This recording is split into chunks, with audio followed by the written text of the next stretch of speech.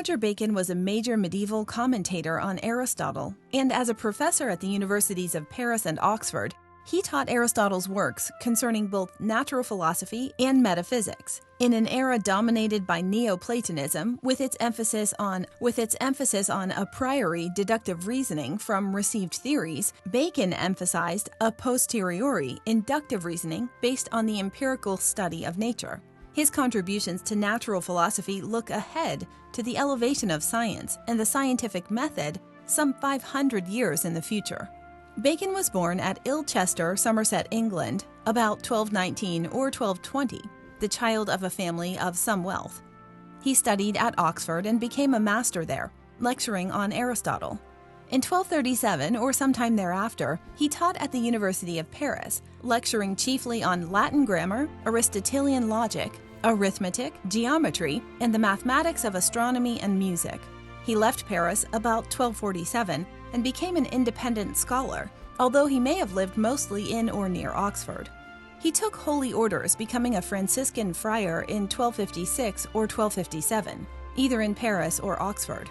He struggled under the yoke of Franciscan discipline until he was able to obtain a commission from Pope Clement IV in 1266 to produce writings and remedies for current conditions, as Bacon interpreted it, and to instead survey the state of current learning and apply Aristotelian logic and science to it, with the objective of creating a new theology.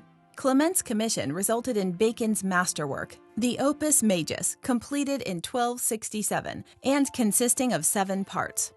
Part 1, The 4 General Causes of Human Ignorance, ponders the impediments to truth and wisdom.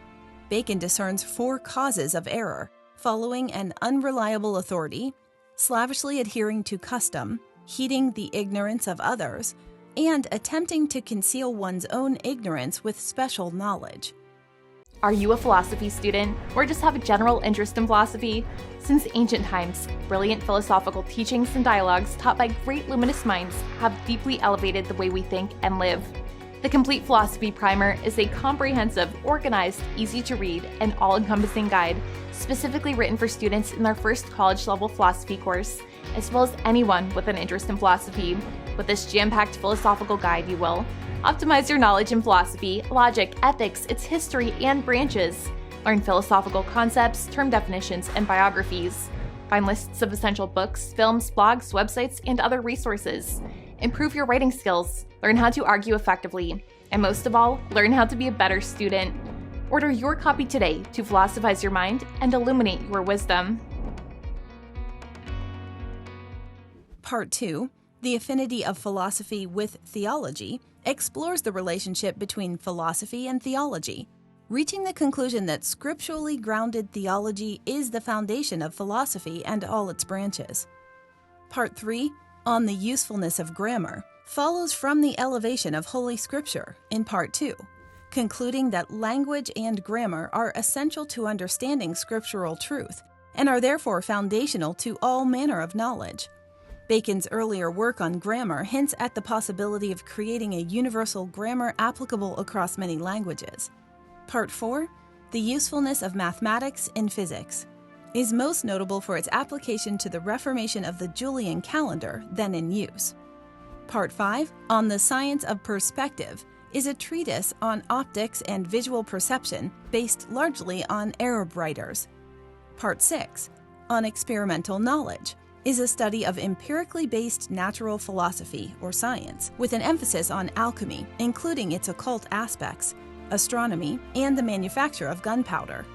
Part 7, A Philosophy of Morality, is a study of moral philosophy and ethics. The Opus Majus was followed by the Opus Minus, an abstract of the larger work, and the Opus Tertium, which was intended to introduce both the Minus and the Majus. Together, the works were meant to serve both as a justification for and outline of a reformed approach to theology and the education of theologians, which, Bacon argued, should include a thorough indoctrination into natural philosophy. The death of Pope Clement in 1268 left Bacon without a sponsor and, more important, without a protector. When the Church handed down the condemnations of 1277, which banned the teaching of several philosophical doctrines, Bacon was arrested and either held under house detention or cast into prison. Released sometime after 1278, he returned to Oxford and the Franciscan house there, where he continued to study and write.